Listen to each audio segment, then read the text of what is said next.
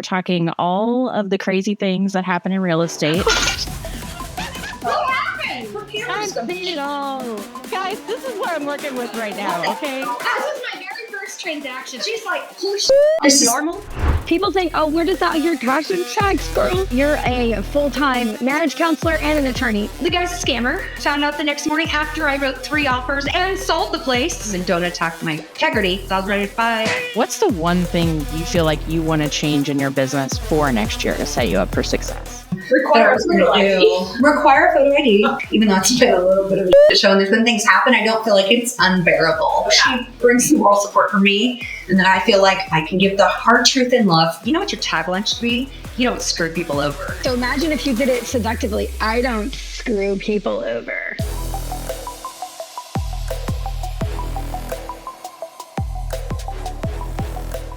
Welcome to the Moxie and Jana show. I mean, we are spilling some real tea up in her, okay? So we have aptly named our little show, Spilling Real Tea with Jana and Moxie.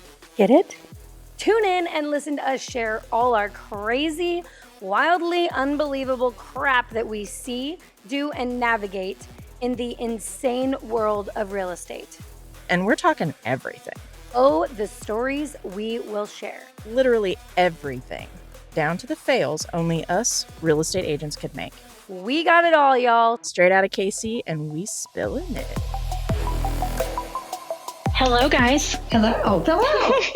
Thanks for having us today. Yeah, absolutely. Yes. So Jana and Moxie with the Spillin' Real Tea with Jana and Moxie every week, our lovely little podcast we do here. We're talking all of the crazy things that happen in real estate, and we're doing fun interviews like this one where we get to talk to really great agents that are interesting, doing fun stuff, making waves and doing cool things in the industry. So we're really happy to welcome the Trusted Home team, which is Laura Good and Laura Ebert. Welcome. Thank you. Thank you, guys. Yeah. Glad to be here today. We're stoked to have you guys. As are we. This is awesome.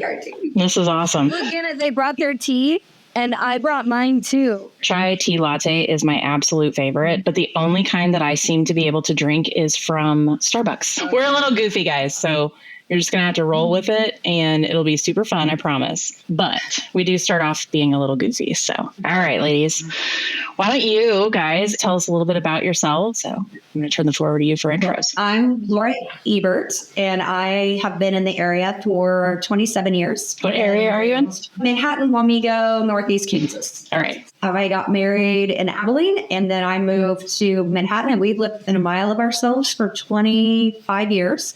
And my husband has lived within a mile of himself for 45 years, so we're never moving. He built our home. He's a home builder. He needs lumber as a contractor salesman. Then he quit his job and started doing remodels and basements. And then we've done 2 subdivisions. And then we bought a trailer park. Before I bought the trailer park, I became a property manager, and then I became a realtor. So I've been doing real estate for 10 years. I've had my broker's license since 2017. Wow. So, and then in all that, I had 4 kids in 5 years, and now 3 are in college, and 1's a senior in school. Damn, girl. I'm Laura Good, and my story is a little different. I grew up here in Kansas, in Northeast Kansas, on a farm just north of Manhattan, where I live now. After college, I studied Spanish and went and lived in Mexico. Thought I wanted to just have some fun in my early 20s, taught English, and then moved back to Kansas. Then still had the international itch and got a Fulbright grant after my master's degree at KU. Got a Fulbright to go to Spain, where I met my husband. I got placed teaching English to 2nd graders in Madrid.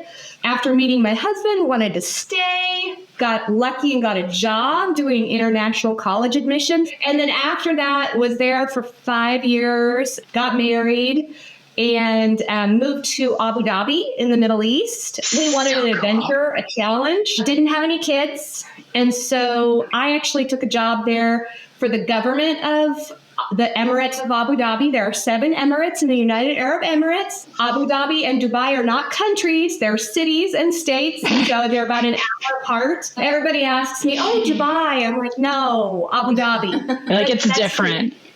It's different, but cool. So we ended up going there thinking we'd stay 2 years, which is what my contract was. I was doing educational advising with the government of the United Arab Emirates. And we ended up staying 7 years and had all of our kids there. So I have identical twin girls who are 8, and I have a 10-year-old. As they got close to school age, my husband and I looked at each other and said, we are just too far from all our family. Mm-hmm. And it was either Spain or Kansas. And you chose Kansas. Obvi. Clicked my heels. Wow. And we ended up back here in Manhattan to be close to my parents who live here. Oh. But that's when I got lucky to meet my work life. They call me the country Laura, for the city Laura. I was like, where are we going with that? The what, Laura? Sometimes she's the international Laura, and I'm the domestic Laura. Yeah, I was going to say international for sure. Yeah. That's awesome. So how did you guys meet and decide to partner up? Yeah, no, you got to give it to us straight. And don't give us the bullshit story. You got to give us like the real deal. This is a good one. So I had been telling who I'd been with for 9 years. I've only been in one other place. I told him I wanted to start a team because I needed to be home with my kids and my daughters because I had 3 daughters in high school during COVID. What grades? Senior, sophomore to freshman. Blow my brains out. That sounds awesome. She was coming on to this company and they said, you should work with Laura. She's interested in building a team. And so we met at a coffee shop and I was smitten. So me too. I love how you guys are like, but you know when you know. I was getting out of, since going back to the U.S., I was just bored. I took an office job and I was bored. And I wanted to do something. Laura, hang on. We have to talk about this. What happened? I think you should leave that. Yeah, it was super good. Guys, this is what I'm working with right now, okay? Look at this shit. This is what I'm dealing with right now, okay? Look. It's not working. I'm sorry. I'm sorry. Too much. I like how Laura's like, I'm just going to keep talking. I don't care that there's a disaster. We have children. It's fine. Yeah, just keep going. We're going to keep going. International Laura to the rescue.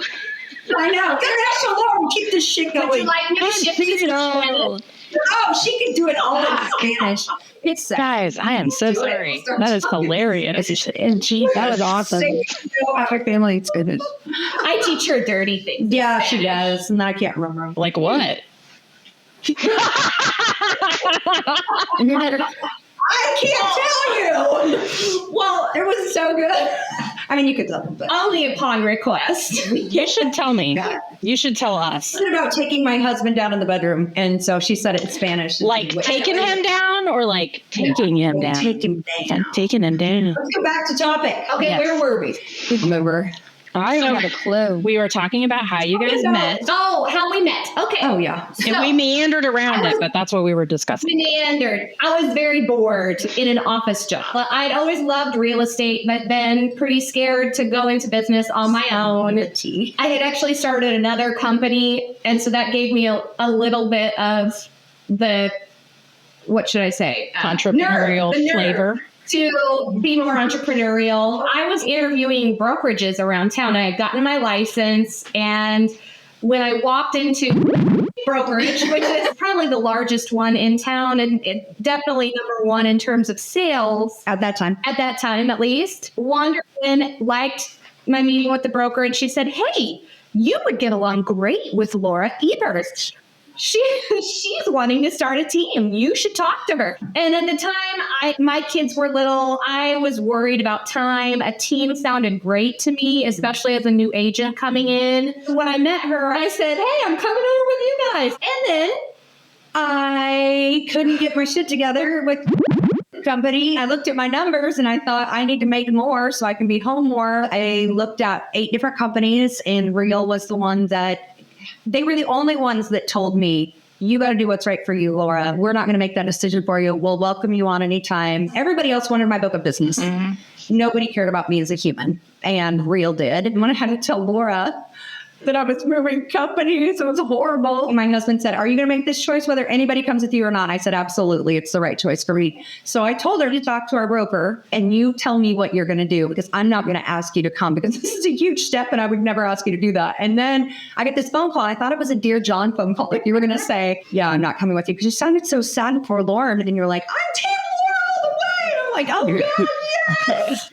And then it got really rough because my daughter had a lot of mental health issues and went to the hospital 4 days after we started. Well, thank God for everybody in Real, though, because they were so kind. And they told me, and Laura told me, you go be with your family. And it was more about core values. I actually took off most of the month of December, January, and February. And I hit my cap in April. Damn, girl. I was able to come back and I knew my kids were going to be okay.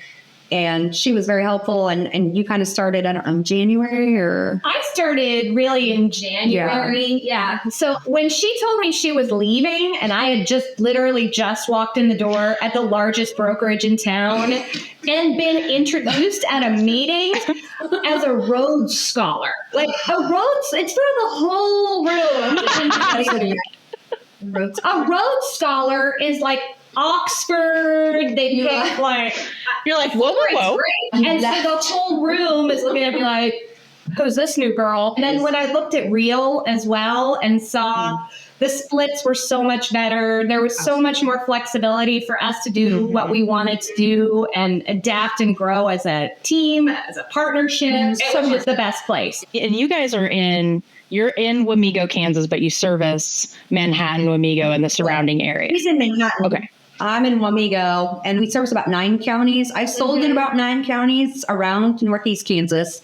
So like Clay, Dickinson, Wabunsee, Riley, Potawatomi, Shawnee. Holy cow. Geary. You're all over. I mean, that's a very large. An hour and a half to 2 hours north, south, east, and west. It's all over the map. Wow. I like to be able to help my clients. A lot of my calls now are pushing referrals of somebody. Hey, I met you. You actually showed my house with another agent, but I like the way you treated me way better than they did. So I ended up selling and buying with them. Nice. So a lot of it's word of mouth, and it's a very smaller community. We do a lot more hands-on stuff. Most of the people I sold for were football games, my church. Pretty much they would see me in a football game and they'd be like, hey, can you sell my house? And you're like, here, let's slide the paperwork underneath. They're like, we trust you. And then one of my good friends who bought and sold through me, she was like, you know what your tagline should be? You don't screw people over. I'm like, I don't think that's a very good tagline, but cool. I mean, She just thought you're honest and you're just helpful. And I'm like, okay, that's probably better. Mm-hmm. Could you imagine if you had I don't screw people over on any of your advertisement? And you're beautiful too. So imagine if you did it seductively. I don't screw people over. Like, I'm not very seductive and fluent. But imagine if you did. And then Laura Good has to turn that red and look at her in that way, just like she is right now. Right? You're so funny. Oh my gosh.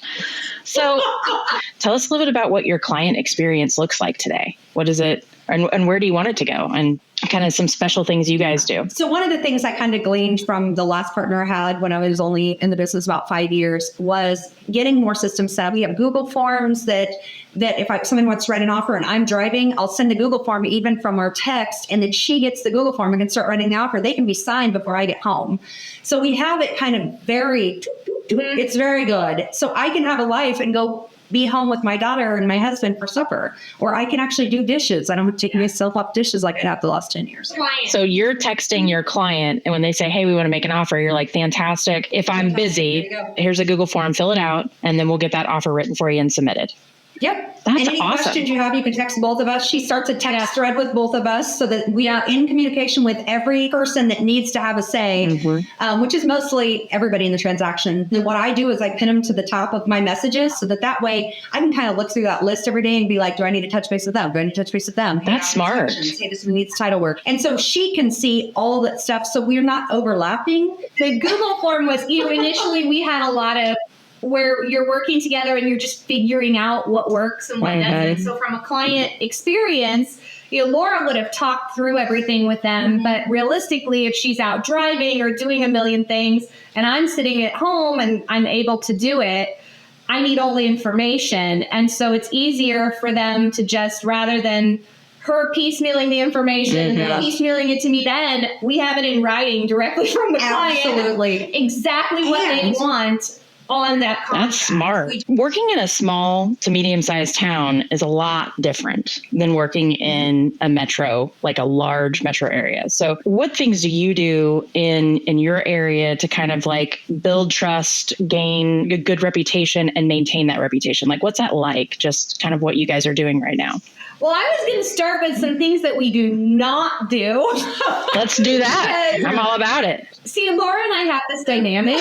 So she has lots of ideas, and she's been a member of a lot of different elite coaching programs and things. And so she comes in excited, like, there's this new idea, and here, Laura's 50 pages of ideas. And I look it over, I take a deep breath, and I'm like, no.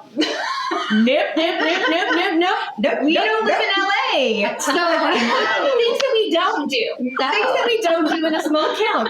We don't hire a VA in the Philippines. No. For example, that when our clients call and expect to get a Laura, they get somebody else, and that doesn't fly as well in a small community where they expect that individual touch. Right. So we do a lot of things ourselves that I would say you wouldn't do as much in a larger market. Also, as a smaller market, another big thing is agents that we work with, we'll probably work with them again. Absolutely. So the agent relationships are more important, being nice to each other, and then you kind of learn who you prefer to work with, and you want to be those people. And then one of the things I would say in a smaller community that I have done that helped is I do try to do a monthly giveaway, and that's usually how I get repeat business. And in Manhattan, the sales time is 3 years. Where nationally it's like 7. So we turn over very fast because it's a very transient community. Now in Polk County where I live, it's now 10 years. So wow. Over there. So you kind of got the best of both worlds. You've got that like long-term, short-term rental market it's great for investors and kids buying or parents buying for kids and that kind of stuff. Absolutely. And then you've got your tried and true typical timeline. No, and they're only about 15 miles apart. So it's great. I come into town almost every day. My daughter goes to K-State here. You know, it's nice to be in a community with the college. So we have the college. We have National Bioag Facility. It moved from New York. It'll be fully functional in 2024 with all the diseases. But it's been going on for like 6 years. So wait, what? Where all of the crazy bioag war germs. Yeah, they're coming here. Are you joking? In Boston. It's National Bioag. It's right across from K-State. And then we have a big veterinary school. So K-State. And the Army base. And the Army base. Mox, do you have a question? Yeah, actually I do, because I am currently getting over a sickness. So I apologize to everyone if I'm not like as normal, because I'm fully aware that that's normally how I act. So this is perfectly aligned with this question. How do you keep motivated and engaged specifically in real estate? So not family, not in the community, but how do you stay motivated and engaged specifically when it comes to real estate and your clients? Laura keeps me engaged. I'm a first-year agent. So for me, it's my first cycle through. I did not have big expectations. I knew it was going to be a rough transition. I didn't know where my business was going to come from. And I'm on Laura's team, and I was able to hit my cap. By when? By June. I think in June I hit my cap. Nice. I thought the sales part was going to be really icky. And that's what I was most worried about. That's why I partnered with her. Yeah. I was like, like, I gotta get with this girl because she can do all the selling. We've been so busy. So my motivation is seeing when we close out one thing, thinking about what's next business-wise, or thinking about what we could do different or what we could do better. I'm a systematic person, so I take a more systematic approach. So I step back and when I have free time and I look at, okay, well, we have this CRM, but are we really using it right? And we have these different databases, and how are we using them? And are they organized? No. So I like to take a look at systems, and that keeps me motivated too, to see things improving. And me, so throughout different years, because of my 10th year in real estate, I just wanted to learn enough and glean as much as I could. Part of it is a money thing for me. I never got in it to like dress nice or do anything. Most of the time my hair's up, no makeup, I'm working really hard. Nobody cares what I look like, really. I sell houses just the same if I'm just going after it. To me, it's about the people, because I never want to disappoint them. I've been a chronic people pleaser for most of my life. I'm learning to overcome that, but I also I always think it's the right thing to do the right thing. Mm-hmm. And I always want to give my best level of service. And so I think our motto here, work hard, be kind, is exactly what I want to embody all the time. And that's what I have embodied before I was there. So some people have said since I left the other company that I was the culture, because I always thought a rising tide raises all ships. Mm-hmm. There's plenty of business for all of us. It's an abundance mindset. It's doing the right things every day and going, how can I further along? My husband said, the first 2 years you get in this business, you're not going to make anything. I think I cried my first 5 transactions. I made $500 die. And I thought, I'm never doing this shit. And my husband, so true, though. He says, they don't fall open with their legs in the air. You got to take them to dinner first. And he's not wrong. It's never about getting to it. It's always, every transaction, there's always a hard part. There's always something.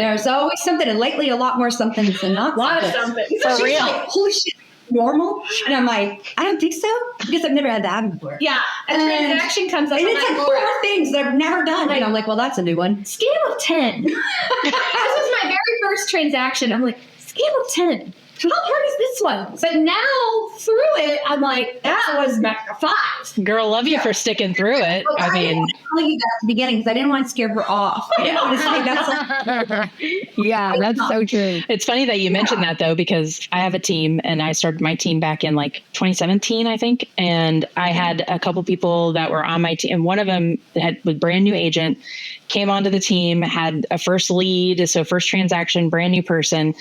And we get to the end of it. And she's like, yeah, I think I'm over it. I don't think this is good for me. And I was like, really? Here's the funny part about all of that. It was a fully underwritten VA buyer who already knew the house they wanted to buy. They knew the sellers. It was a 3-week transaction. What? And I was like, you're bailing on this? Nope. Are you joking? No, honey. Where can I send your license today? This is over. I was like, I hate to say it. If this is hard, we're going to have different problems. I want to write a book. It's called So You Want to Be an Agent?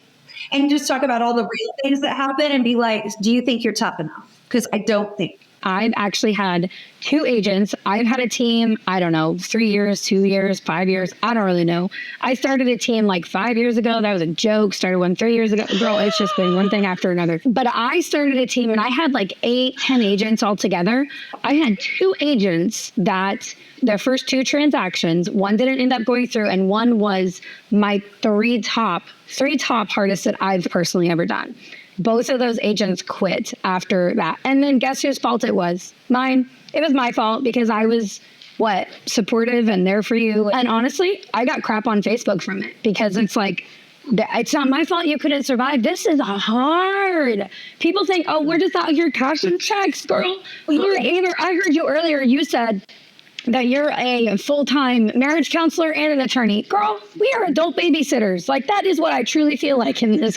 And it's okay because, as you said, at the end of the day, it's fantastic. Clients invite us over to have dinner. Clients, see me at a football game and hug on me. Like, there is amazing parts of this job, but when the agent can't survive the first deal, because usually the first deal is like almost the hardest, what are you going to do? Just where can I send your license? I don't know what else to say. Well, and I think that's an interesting point to make is that there are a lot of agents that came into the business in the last couple of years and they've seen, over list price, under contract in 2 hours, right? So we had a ton of people coming into the industry. And then, we're in the market we're in now, which is a little bit different. It's not honestly that different if you are doing what you're supposed to do, right? I mean, it's really not. It's not.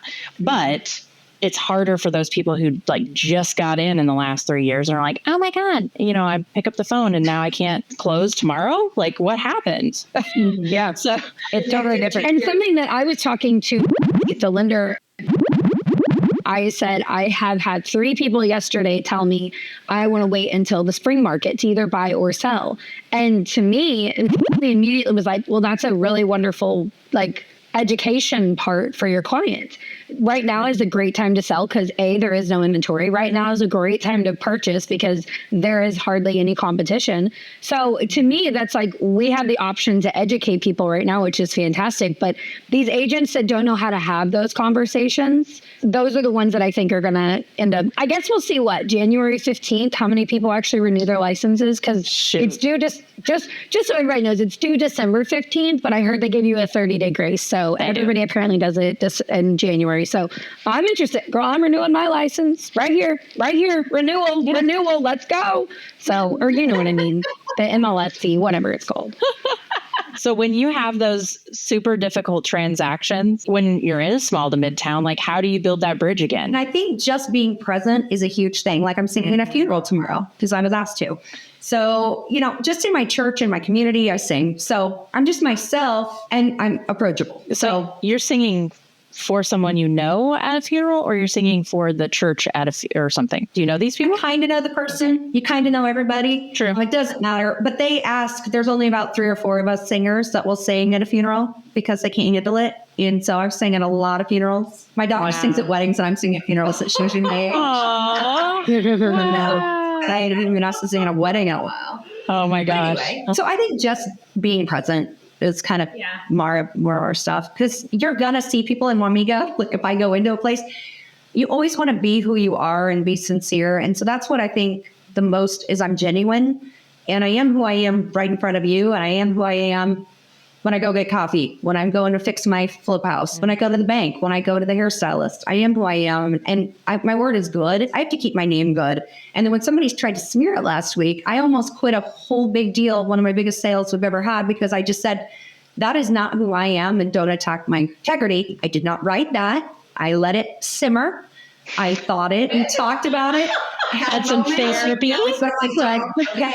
You just settled me down because I was ready to fight. It's just one of those things like I don't like my integrity called into question. It's like you're my spirit animal right now because that was a video that I put out yesterday. So that's kind of interesting. I don't often put out videos like that, but sometimes you just got to be like, hi, could you stop being a jerk? And that's basically what my video said in the most polite way possible. And my husband says, I think he's one of my biggest motivators besides Laura, and they're a lot the same. They're good people. But my husband's always like, don't judge them on their worst day. And Laura, you might have saw them on their worst day. Well, one of my last questions here is, what's the craziest thing that's ever happened to you in your real estate career? The one I have right now is I had a guy call me from Florida. Yeah. And so I didn't know. He gave me his name. He called me a couple times. His wife's name and got all this information, said he wanted to sell a lot. No big deal because I just sold a lot in St. Mary's. Thought this is super great. My name is getting out there. The guy's a scammer. Found out the next morning after I wrote 3 offers and sold the place that the other guy actually knew this guy and said, I don't think it's for sale. I'm like, I'm sorry he didn't let you have first rights of refusal. I'm sorry the guy lied to you. And he goes, no, I just talked to him this morning. He has no idea why there's a sign in his yard. I almost sold a lot that was not for sale. So the fake guy does not know yet because we haven't closed. It was a 2-week closing. So I got a couple of days for the title company to get his information because it's going to the FBI. So I have been in communication. So I was like, how can I learn from this? And so what I was learning from this that day when I had to call everybody and say, I'm sorry you won the contract. I didn't actually win. It's not for sale. Hang on. I need to recap. You were representing the seller. You had a buyer from an offer that had an agent. The buyer had an agent, correct? No, the one who won was me, unrepresented. 3 unrepresented offers. That's great. That's not awkward. So you have a seller. You now have an unrepresented buyer, and the seller isn't real? Nope. So I talked to the real guy. They gave me his number and said, it's such a small community. Everybody's like, but I know him and I know he's going to build. And I'm like, oh God, what if I sold it and they start throwing it at the house? And then he's like, what the hell? Like, that's my property. But what I learned is I need to get a driver's license. If somebody says they are and you're never going to meet with them, get their driver's license, because that was the only way that he won't have that information. He pulled everything else, everything checked out. She even looked up his house. He lives in a $1.1 million home in Florida. Doesn't matter. That's where the other guy lived. He just pulled the real guy. The other guy's probably on the other side of the pond. Yeah. So he pulled the information of the real owner and pretended to be the real owner. And so the name checked out for taxes, everything checked out as far as that was concerned. I mean, and their phone numbers were even in the same area code as where this guy lived. At the end of the day, his goal was to close this, have the money transferred, wired to him as the seller, but he would have had to have shown his license at that point because he's in front of a notary. So I said, I have a notary, an online notary now, and they can close from anywhere. And he goes, no, I won't be on screen. He goes, I'm going to do it old fashioned way where you just sign a notary. So he had a notary in his back pocket that was what? He still doesn't know. We're in the middle of an FBI sting. That's the most interesting thing that's happened to me last week. My gosh. What? The funny thing is I feel like I'm having that exact same conversation with a prospective client right now. Like, you better get their driver's license number because I don't trust anybody anymore. I'm like, you're not who you say you are. Give me a driver's license. Yep. That's about where we are. Wow. And you know how the guy figured it out? He said, did you talk to his wife? And I said, no, I've never talked to the wife in person, but I have her phone number and email address. He goes, well, she's the one who makes all the business decisions, so I think it's a scam because he knew them. So then at that point, Laura, you talked to the real wife and they were like, no, we're not selling our property. Yeah, I pulled my sign, but I made it pending first and then I withdrew it a day later. And I was trying to leave it long enough so he doesn't know so that we could try to get, but since no money changed hands, it was supposed to be $11,000 or $15,000 down. And I told him, please don't run that to the title company. I'm so sorry. No money could change. Well, I didn't want any money to change hands, but the FBI doesn't normally take it unless money changes hands, unless they have a real name or a real account number. If they can get a real account number, and I'm still working on that, then they can go after him. But well, you could say that the buyer just decided that he wanted to make this deposit non-refundable, and so we are actually, instead of giving it to title, the $13,000 or whatever, instead of giving it to title, the buyer is pretty serious about buying this. He wants to make it non-refundable. He wants to just send it to you. Could you go ahead and send your wiring information? Then you have it, and then he's happy because he just got $12,000 to $13,000. Perfect. See what he says. Yeah. I'll text him today. I'll be like, hey, it's close to closing and we just wanted to get this. And I don't know, title's saying they don't need, since it's a cash closing, we don't need all maybe the notary stuff, but he won't know. He's a scammer anyway. Yeah. Since it's under $20,000, they don't really want to take the expense to open an escrow account. So we'll just have you wire the funds directly because it's just, there you go. Oof. Yeah, I would do. Man, that's insane. Oof. I've had a house get stolen before from a seller, but I've never had someone try to sell a house that, like, that's insane. That's absolutely insane. Yeah, for sale. Still not for sale. I'm like, and then the real guy goes, well, call the police and get our sign out of the yard. I'm like, oh dear Lord. Like, oh my God. Oh my God. Oh my. When I talked to him, he was super cool, and they were all so nice. Like, everybody was like, how are you doing? Are you okay? I'm like, yeah. Well, I feel like, I'm like, yeah. In the meantime, Laura, I'm on vacation. Yeah. He's doing just a lot. And I called her to check in. I'm like, oh, how's everything going? Because I'd seen some interesting text messages. So she's like, can I book your flight home now? Yeah, right? So all this stuff, this has all happened in my first year. So I feel like I've seen a lot. And I'm like, this isn't normal. I mean, the scammers have been like, oh my God, nonstop. In my short time, like crypto guys. So the crypto guys that want to go on WhatsApp. So I decided to play with this crypto scammer guy a little bit, and he was on WhatsApp, and he told me what his position was, like head of Marriott Hotels Hospitality or something, and sent me all these pictures, and he had like a really good backstory for why he was moving here. He was like, my daughter's husband is a professor at Kansas State University, and I am the grandfather retiring, and I'm buying a home there, $2.1 million home. That there's not even wanting. There's your first clue. Nothing's $2.1 million here. With a 2 bedroom, 2 bathroom. And I'm gonna need it to be closer to my granddaughter. Mm-hmm. And so as we're talking a little bit, and I'm telling Laura about it, she goes, wait, I got the same message. I go, oh, let's have fun with it. So then I go back and forth. I'm like, oh, you've been in touch with my partner. She's Laura too. And he texts me back, why do you have the same name? He texted me the same thing. And I was like, I don't know. And our parents decided to name us the same thing. Are you like twin sisters? Destiny sisters. You must be Destiny sisters. I said, no, we're actually not sisters. And he goes, why would you name your daughters the same? He's like, Destiny sisters. So our children that were Destiny sisters.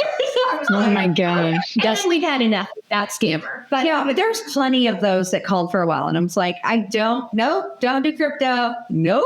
I tried to tell my husband's newly licensed in December too.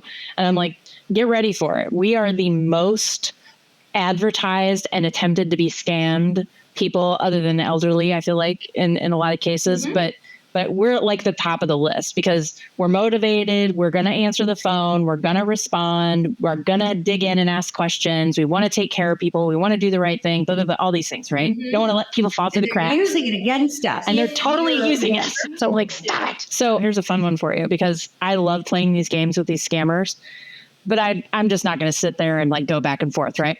So on my iPhone, I have text replacement set up. So it's like scam 1, scam 2, scam 3, and it's a series of responses because they all go the same way. They literally all say the same damn thing.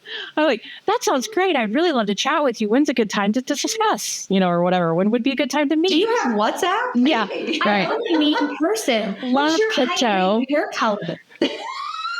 Can I get your driver's license? I love it. Yeah. But seriously, so I have so all I have to type in is scam 1 and it text replaces with my little thing and it just goes and then they'll reply. And then I've honestly thought about setting up my Chime chatbot. Oh. For scammers? Smart. And name it something fun. Yes. Julius. No. Oh my gosh, good time. Oh, love it. The last thing that I wanted to know about was obviously we're in this time of year where we're starting to think about next year. What's the one thing you feel like you want to change in your business for next year to set you up for success? If you could pinpoint one thing, what do you think it is? Require photo ID. Check. No, just kidding.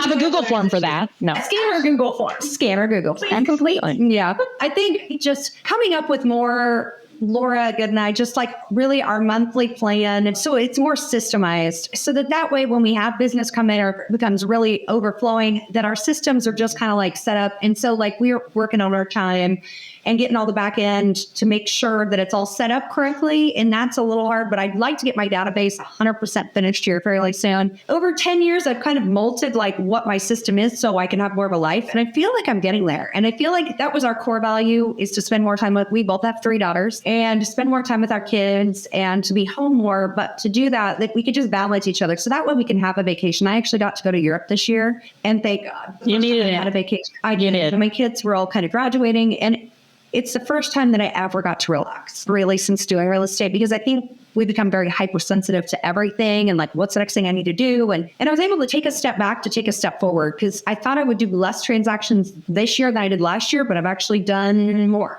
Mm-hmm. So, but I feel like the pressure is off. And I always know that every day we're going to talk and we're going to go over our list of things and we'll divvy it up. And like most of the time it's kind of divvied already, but we just got to touch base and make sure. Laura's like, it's already taken care of. She's like, here you go. No. And we actually share our calendars. We share our emails. Yeah. We share a lot of our forms that have a lot less stress than they used to. Yeah. Yeah.